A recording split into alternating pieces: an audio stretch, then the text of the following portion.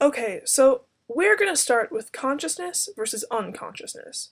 A being in itself is one who's conscious, and that's us, all humans. People who are conscious are able to consider things. They're also able to realize that we're separate from other things like that table. Not only do conscious beings perceive things, but we perceive ourselves perceiving things. It's kind of like Inception of perceiving perception. Oh wait, it doesn't quite work, does it? A being of itself can be anything, as long as it's unconscious and doesn't speak a language. It could be a table, or the world, a hammer, or a pencil. Really, it could be anything. Unconscious things, like that pencil, they don't notice things because they're unconscious. Now moving on to nothingness. Nothingness is the gap or separation which lays between a man and the world, or consciousness versus unconsciousness. This gap is separating them and keeping them apart. It can also be placed within the conscious being itself. The nothingness is a hole that we must fill with our own actions, ideas, and perceptions. The emptiness is what gives humans potential for multiple different futures. As opposed to humans, a being in itself has a predetermined life, so no emptiness. Another way to tell between consciousness and unconsciousness is something called negation. There are two kinds of negation. In one, you choose what things are not. You might describe a lion by saying, "It's a cat, but it's not a common house cat."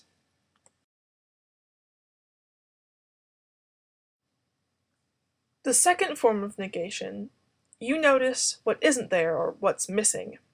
For example, say that you're looking for your hairbrush. You might notice a lot of things, such as toothpaste, toothbrush, soap, but they fade into the background because they're not what you're looking for. You notice the hairbrush in its absence. Now we move on to a concept called bad faith.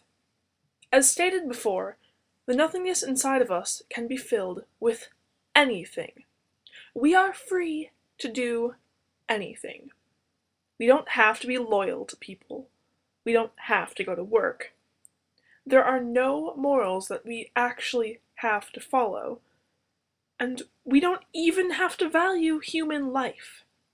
We are completely free to make any choices, no matter what the cost. When we realize this, we feel anguish. We are terrified of what will happen to our life that we've built and who we truly are. We wish that we could have the freedom of choice and lack of constraints, but the security and comfort of a fixed character or nature. Unfortunately, this is impossible, because to do this we would be beings in ourselves, and therefore unconscious, so we'd have no freedom or perception at all. We feel threatened by the freedom that we have, because it opens up a range of possibilities that is horribly daunting. In order to escape the terror and anguish caused by our realizations, we turn to bad faith.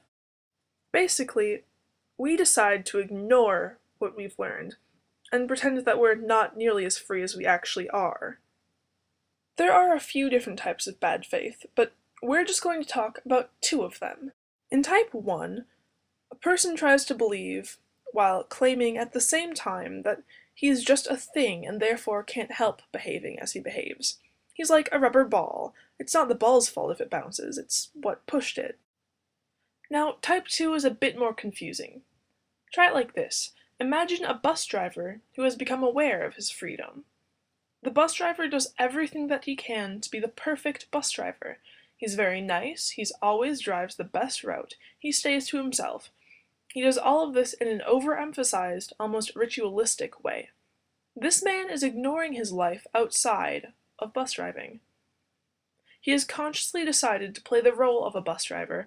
All he wants to be is the bus driver. Not only this, but the general public wishes him to just be a bus driver as well. So, basically, in type 2, A person wishes to make his condition real. He wants what he is acting to become true, so he'll have no choices left, and he'll be completely absorbed in the situation.